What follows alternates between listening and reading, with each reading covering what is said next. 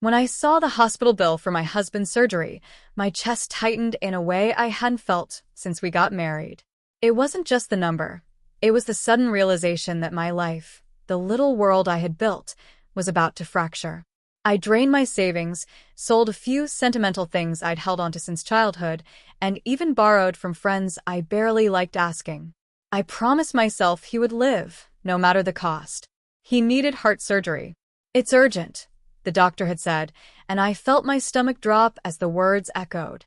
I held his hand in the sterile hospital room and whispered, "You'll be okay," though part of me feared I was lying to both of us. Before all this, life had been ordinary in the most comforting way. Weekends filled with burnt toast and coffee, the sound of his car pulling into the driveway, his hand brushing mine as we watched old movies. I knew him, or at least I thought I did. We shared routines, little habits, quiet dinners, and stolen glances that reminded me why I had said yes so many years ago. The surgery went well, thank God. But during his recovery, something subtle began to shift. He grew distant, distracted. He was home, yet somewhere else, his eyes glaze over when I spoke, his phone never far from his hand, the faint scent of a perfume I didn't recognize lingering on his jacket. I chalked it up to recovery, the aftereffects of trauma. I wanted to trust him, and I wanted to believe my husband was still the man I knew. But the unease was there, gnawing at the edges of my mind. It was a receipt that finally tipped me over the edge. A lunch at a cafe in a part of town we never visited. He had said it was on the way back from the pharmacy.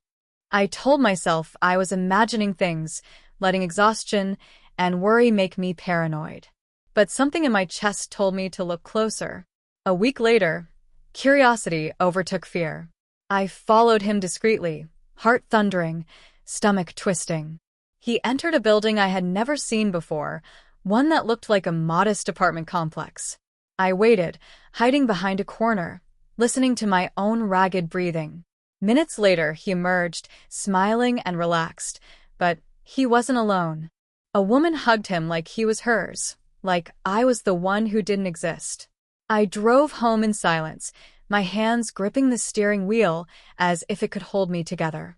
At that moment, I realized the life I thought I had built, the sacrifices I had made, the nights I had spent worrying over his health, they had all been for a man who was living a double life. The days that followed were a blur of quiet observation. I found myself going through subtle routines, noticing patterns I had missed. Grocery trips that didn't include me, late-night messages he didn't mention, small gifts he received with a secrecy I had never seen before. Everything pointed to one undeniable truth. He had another woman, another life, another home I had never known. The confrontation was inevitable. I waited until he returned one evening, expecting my usual greeting. I stood in the kitchen, arms crossed, trying to steady the tremor in my voice. "Who is she?" I asked quietly, my heart hammering. He froze, his hand hovering in midair like a child caught stealing. It's not what you think," he stammered. "Not what I think," I echoed, voice calm but sharp. "I followed you. I saw the receipts. I saw her. I know about the apartment." He looked away, shame flickering across his face. He tried to speak, but the words fell flat, excuses dangling unconvincingly in the air. For the first time in years, I saw him. Not the man I had married, not the man lying in a hospital bed needing my care, but someone capable of hiding the truth while I gave him everything. I didn't scream. I didn't throw things. I didn't cry.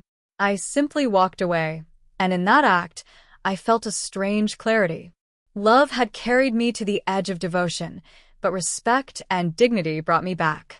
I filed the necessary papers quietly, keeping my head high while the reality of his actions settled like dust in our home. The truth eventually became known to others. Friends, family, even colleagues, because when deception becomes large enough, the world has a way of noticing. The woman he thought he could protect in secrecy felt the moral weight of her choices. My husband faced accountability, not out of my vengeance, but out of the undeniable exposure of his lies. And me? I began to rebuild. I rented a small apartment, the scent of fresh paint and new beginnings mingling with a faint aroma of coffee I brewed each morning. I allowed myself to cry in private, to be angry, to miss what I thought I had, and then, slowly, to heal. I started volunteering again, reconnecting with friends I had neglected, focusing on the little things that made life worth living. I discovered strength I hadn't realized existed. In time, I learned that love is not only about sacrifice. It is also about self-respect. It is about knowing when to hold on and when to step away. My heart still carries echoes of pain, but it also carries freedom, a knowledge that I survived betrayal without losing myself. I tell my story not for pity, but because so many of us give everything to people who may not deserve it. So many of us stay silent when our instincts are screaming. I want anyone listening to know, your life is yours. Your love is precious. And sometimes, letting go is the bravest act of all. Would you have confronted the truth like I did? Or would you have stayed, hoping things would change? Tell me in the comments. I want to hear your stories too. And if this story resonated with you, consider subscribing for more real-life storytime experiences.